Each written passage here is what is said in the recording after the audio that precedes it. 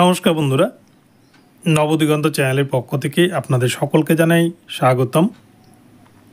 তো বন্ধুরা, আজকের সুপ্রভাত জানিয়ে, বর্ষণমুখর দিনে সুপ্রভাত জানিয়ে নতুন এই আপডেটটি আপনাদের জন্য দিতে চলেছি। একটি মন ভালো করা খবর, 32,000 চাকরি বাতিল মামলায় বঞ্চিতদের জন্য, বিশেষ করে যারা জেনারেল ক্যাটাগরির কাট অফ ক্লিয়ার করতে পেরেছেন তাদের জন্য বিগ আপডেট। এবং এই যে মামলা ডিভিশন বেঞ্চে চলছে, এই মামলায় যে এত বড় বড় অ্যাডভোকেটকে লাগানো হয়েছে ইন সার্ভিসদের তরফ থেকে, তো এই মামলায় আদৌ পিটিশনারদের ভাগ্যের শিকে ছিঁড়বে কি না, বঞ্চিতরা তাদের হকের যে দাবি, তাদের হকের যে চাকরি সেটা ফিরে পাবে কি না। তো চলুন এই বিষয়ে বিস্তারিত অ্যানালাইসিস করবো আমরা।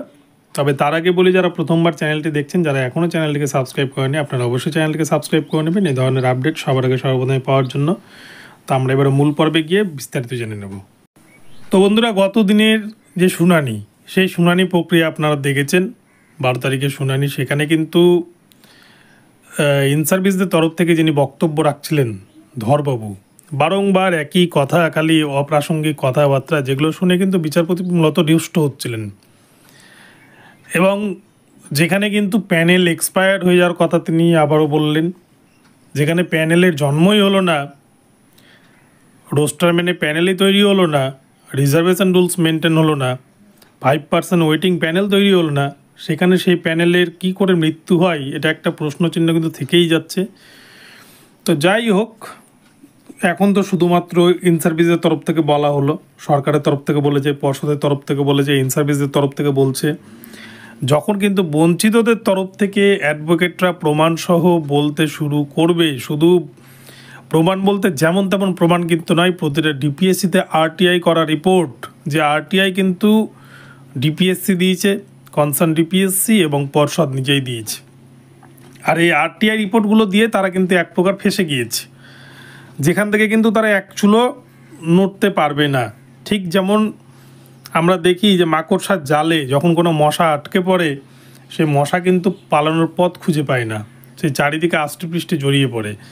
ঠিক এই আরটিআই রিপোর্টগুলো দেওয়ার পরেই পর্ষদ কিন্তু যেন চারিদিকে আষ্টেপৃষ্ঠে জড়িয়ে পড়েছে। তারা কিন্তু একের পর এক, তারা একটা মিথ্যা কথা বললে আমরা জানি 1000টা মিথ্যা কথা বলতে হয়। তো সেই রকম কত দিন আর শাক দিয়ে মাছ ঢাকবে। তো যখন ইন সার্ভিসদের পক্ষ থেকে বলা শেষ হলে বঞ্চিতদের পক্ষ থেকে বলতে উঠবেন অ্যাডভোকেটরা, তারা সমস্ত কিছু নোট করছেন এবং সমস্ত প্রমাণ আরও ভালো করে রেডি করছেন। তারা যেগুলো যুক্তি দিচ্ছে তার এগেনস্টে বঞ্চিতরা সেই যুক্তিগুলোকে দাঁড় করাবেন। তখনই কিন্তু আসল খেলাটা লাগবে, তখনই পর্ষদের খেলটা দেখতে হবে যে পর্ষদ কী করে। তো এক্ষেত্রে যারা পিটিশনার রয়েছেন, যারা বঞ্চিত ক্যান্ডিডেট রয়েছেন, আপনাদের উদ্দেশ্যে একটা কথাই বলবো, তপব্রত চক্রবর্তী স্যার যিনি বিচারপতিরা রয়েছেন, অত্যন্ত জেন্টেলম্যান, এবং এই তপব্রত চক্রবর্তী স্যারের হাত ধরে প্রচুর ক্যান্ডিডেট কিন্তু তারা চাকরি পেয়েছেন। তার প্রমাণ আপনারা দেখেছেন। উনি খুব বেশি সময়ও নেন না, অত্যন্ত বুদ্ধিমত্তার সাথে মামলাটিকে মেটানোর চেষ্টা করছেন। তো এক্ষেত্রে বলে রাখবো, যারা জেনারেলের কাট অফ ক্লিয়ার করতে পারছেন বা যাদের কাট অফ জেনারেলের থেকে বেশি আছে, প্রতিটা জেলাতে দেখেছি আমরা 10, 11, 12 বেশি কিন্তু জেনারেল কাট অফ নেই। তো সেই কাট অফ যারা ক্লিয়ার করতে পেরেছেন প্রত্যেকেরই কিন্তু চাকরি হবে। আপনারা নিশ্চিন্তে থাকুন, আপনারা খালি কিছুটা দিন ওয়েট করুন, আপনারা খালি শেষ অবধি দেখুন। বঞ্চিতদের তরফ থেকে সঠিকভাবে উপস্থাপন করতে পারলেই কিন্তু কেল্লাফতে, এবং প্রত্যেকটা ক্যান্ডিডেটেরই কিন্তু চাকরি হওয়ার সম্ভাবনা প্রবল। তো আপনাদের সাথে এ বিষয়ে আপডেটটি জানালাম। ভিডিওটি ভালো লাগলে চ্যানেলটিকে সাবস্ক্রাইব করে দেবেন। দেখা হবে পরবর্তী ভিডিওতে। সকলে ভালো থাকবেন, ধন্যবাদ।